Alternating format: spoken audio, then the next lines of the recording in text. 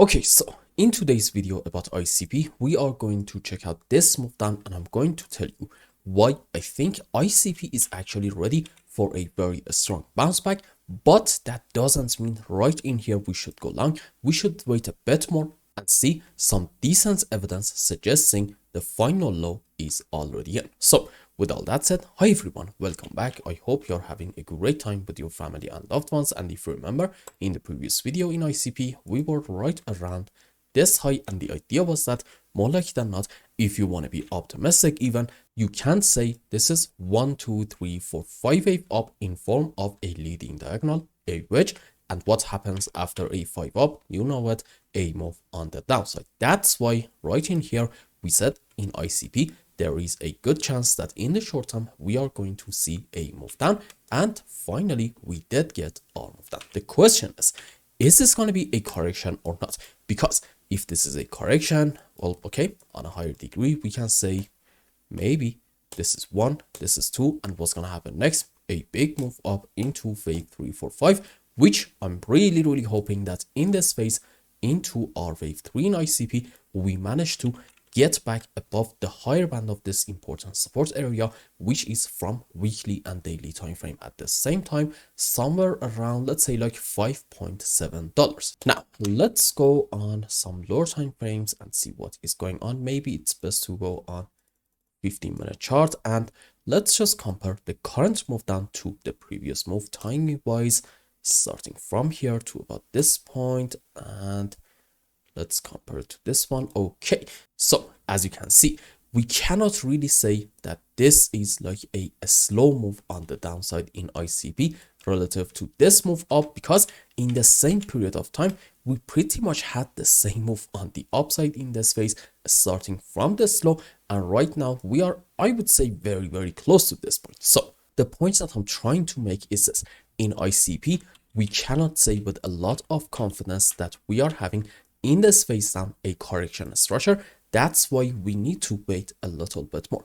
But I think we can get a lot of help from classic technical analysis, meaning support and resistances. Why is that? You see, in terms of classic TA, in like very short term, there is an area of demand in here. There we go, between, let's say, 4.5 to about 4.6 bucks, and I think we are probably going to go a bit lower and reach to about this area. Now, why is this so important? Because under here, I don't think in the short term in ICP we're having a lot of strong support. So if you see internet computer getting a break of this level, meaning we go under it, do a pullback, and then a continuation of the move down, then okay, unfortunately we're gonna say this isn't a correction structure. Instead, we are having an impulse suggesting our move down is going to continue, and in that case we are going to most likely take the lowest low down here about, let's say, $4. This is why I really care about this important area of demand. Get a bounce back from it, okay, we're going to be able to be bullish in ICP, especially if we see an impulsive structure in this small bounce back.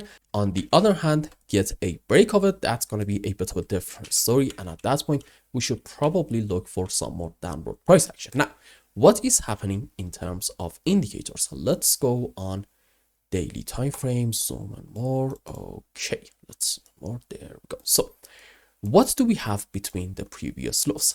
This is a low, the other one is a lower low. However, in MACD we are having a low, the other one is a higher low, meaning basically we are having a bullish divergence. Now this is the key, and you probably know what I'm about to say.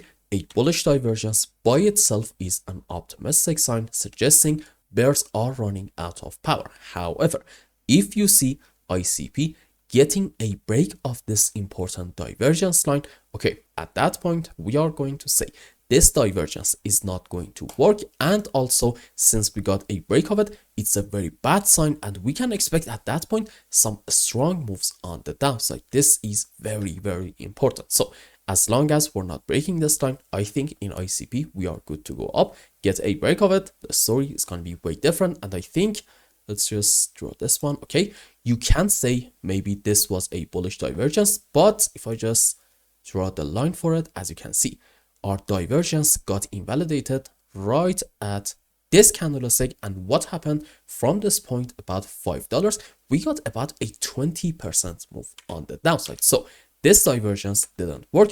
Let's hope this one is going to work.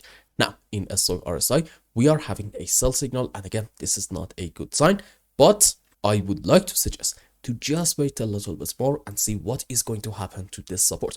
If at the same time that we are having a sell signal in a stock RSI, we manage to break this support as well, okay, we can say our move down is going to continue in the short term. Let's go on weekly time frame. Okay, you see the story in here is way different. Why is that? Because in weekly chart, we don't really care whether we are going to get our move up from the current point or maybe a bit lower.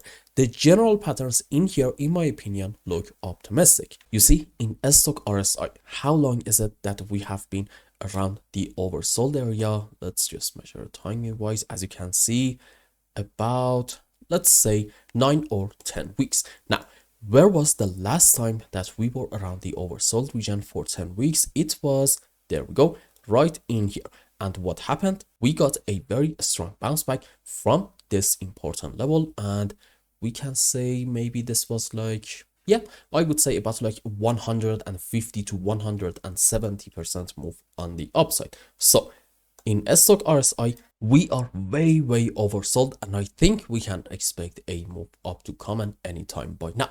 Now, when exactly are we going to get that move up? Well, okay, I cannot really tell you for sure, but I would like to suggest to wait a bit more and see a buy signal in MACD, and at that point, this is going to be a very easy and comfortable line for you. You see, let's check out the previous time. We were right in here, and when did we get a buy signal in MACD? It was right around this candlestick, about, let's say, $9, and from here we got like another 60-70% move on the upside. This time, if we get a buy signal in MACD, I don't really think that we're gonna have like a very strong bounce back, and then in this phase you're gonna get a signal. I think we are probably going to do something like this, and right around the lows we're gonna get our MACD buy signal. So let's have a quick conclusion and wrap up today's video. If you do not want to be involved in any kind of short-term price action, you need to wait a bit more and see ICP getting a bounce from this important support area. And the moment that we see a buy signal in MACD on weekly chart, okay, that is going to be a great entry point for you. Now, if you care about what is happening in the short term, I believe all eyes should be on this important support area and see, are we going to break it or not? If we get a bounce from it, okay, that's a great sign suggesting we are having a 1-2 structure, and we can expect another big move up into wave 345 in order to, you know what I'm about to say, get back above this important level, which the higher band of it is around, let's say $5.7, $5.8. Get a break of it, okay? At that point, we're gonna say probably the final low is not in yet, and we're gonna continue our move down from these areas about $4.5 in order to take the lowest low down here as well, about $4. So right now, in my opinion, it's a bit of a waiting game, and it's actually the moment of truth for ICP. And I hope I explained everything well and you understood what is going on in Internet Computer's price chart. Anyway, if you found any value in my content, I would really appreciate if you like this video and consider subscribing to my channel and follow me on Twitter. And if you want more, maybe you want a complete analysis for your own specific crypto, or maybe you want to learn some decent TA in order to be able to make good money in the markets, you can become a member and ask me anything you want. And until the next update, I hope you have a wonderful time. Goodbye.